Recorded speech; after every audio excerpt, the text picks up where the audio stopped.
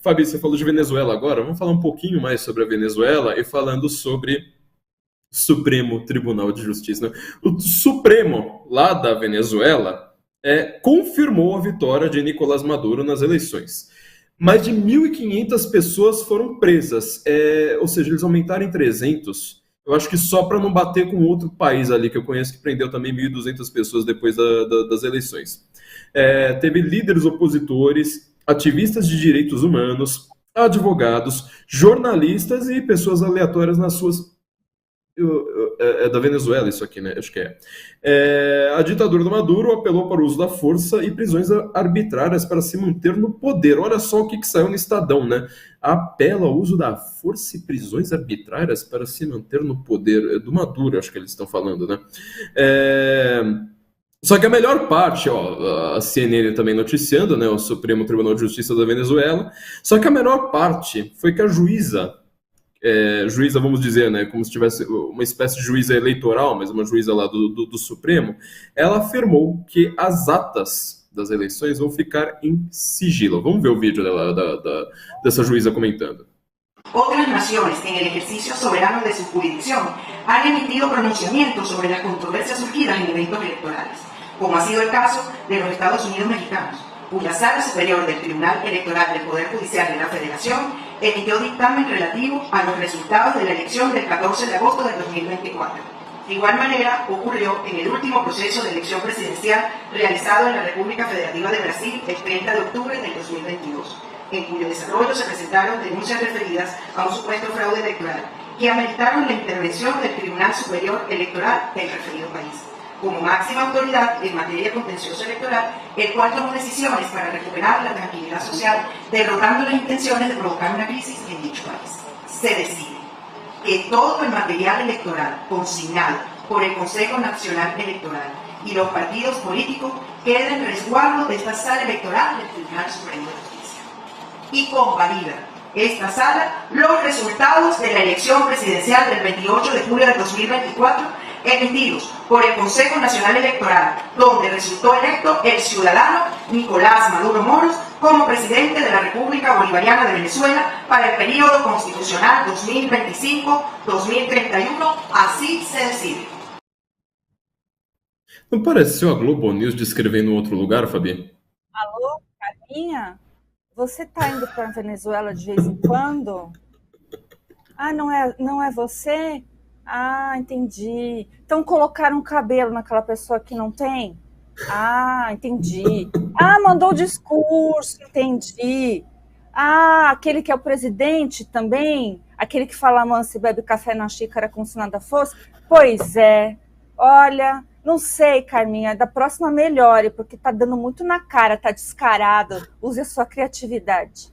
Beijo, não me liga. É isso aí. André, você falou uma coisa, acho que foi ontem, inclusive, ou anteontem, que me chamou muita atenção, eu queria que você desenvolvesse mais uma vez. Esse discurso é idêntico ao do Brasil. Idêntico. E o que o Maduro está fazendo descaradamente é falar assim, olha, já que vocês estão falando que eu fiz uma fraude eleitoral, sinto muito, mas ele fica repetindo o tempo todo. A mesma coisa que eu fiz foi feita no Brasil. Esse negócio de colocar provas em sigilo, eu lembrei do caso de Roma, né? Que até hoje a gente não consegue ver os vídeos porque estão em sigilos, né? Então, tipo, acredite porque eu estou dizendo. Então, parece que virou uma política pública na América Latina, esse modelo judicial. Aí, o que me assusta mesmo, sabe o que me assusta de verdade? Não é essa retardada, essa sociopata ministra do Supremo lá da Venezuela falando esse tipo de coisa. Porque ela, e considero ela a escória da escória. Todos os colaboradores de regime de exceção são piores do que o próprio ditador em si. Porque vocês que viabilizam isso. Então, para mim, vocês são o que há de pior no mundo. Então, essa escória do establishment burocrático da extrema esquerda na América Latina, para mim, é detestável. Mas há ainda algo pior do que ela. Sabe o que é algo pior e mais abjeto?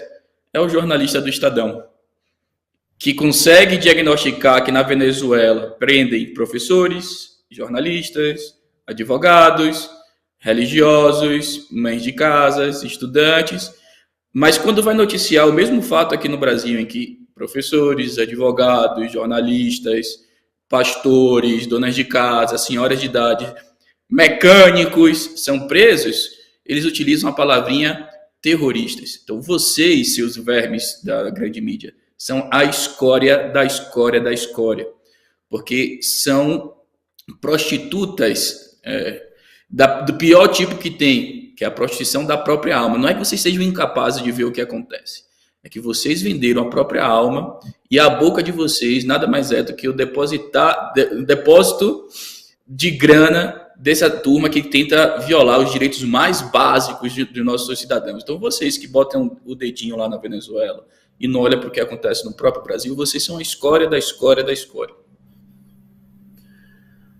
André, a gente tem falado constantemente como a grande mídia é o principal eixo de sustentação da ditadura. Aí a gente só notou, né, que de repente a Venezuela virou um problema por conta de mais uma eleição fraudada, porque a penúltima também foi fraudada, a antepenúltima também foi fraudada, desde a época do Chávez está tendo fraude eleitoral na Venezuela. E aí, agora ela virou um problema simplesmente porque a Venezuela é um problema para o Biden. Então chega lá uma ordem lá de cima, né, se aí lá mandando a Plim Plim News abrir o bico, eles começam a fazer esse tipo de crítica xoxa. Precisa ser dito dessa forma, né? Aquela crítica xoxa meio envergonhada, né? E a gente vai ter que falar mal do Maduro. Mas é curioso que se eu pegar o que essa juíza disse, traduzir para o português, mandar no e-mail anônimo para a Globo News dizendo que isso aí partiu de outras pessoas em Brasília, eles vão falar com a boca cheia assim, olha só como a democracia está sendo defendida, olha só como os golpistas vão ser punidos, isso aí precisa ser feito mesmo porque eram extremistas de direita do outro lado, era um golpe fascista contra o Estado Democrático de Direito, assim por diante. No último momento você vai lá e fala assim, olha, na verdade isso aí é uma juíza do Maduro. Aí eu quero ver. O que ela está dizendo é a mesma coisa que eu ouço na Plim Plim News o tempo todo. É a emissora do discurso oficial da Venezuela. Pode falar, André. Todos os dias, Flávio. Na verdade, o que ela está fazendo é exatamente o mesmo culto às instituições que é feito aqui. Então você, jornalistazinho medíocre e cínico, quando você diz assim, não, porque sem instituições não há democracia, o que é uma bobagem tremenda, né? Porque democracia não está espelhada em instituições, o que você está fazendo é exatamente o mesmo tipo de discurso, sabe por quê? Porque você tirou do jogo democrático, da brincadeira de fazer democracia, a única coisa que realmente importa, o povo. Então você, jornalista, que fala que as instituições no Brasil são democracia, vocês não são diferentes dessa idiota, dessa retardada que está lhe dando apoio ao Maduro, falando exatamente o mesmo tipo de bobagem, o mesmo tipo de culto às instituições que vocês fazem. Vocês são tão cretinos quanto eles. Eu vou dizer que essa mulher, além de idiota e retardada, mas eu não acho ela burra, não.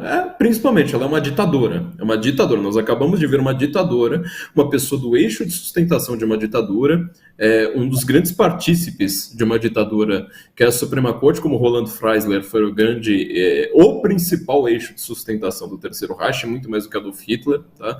E era um juiz da Suprema Corte, um ditador desgraçado, tá? Felizmente morto no terceiro no final do Terceiro Reich. Eu tô falando de outro careca. É um careca lá na Alemanha em 33, tá? Não falei sobre Brasil, não falei sobre nada, entendeu?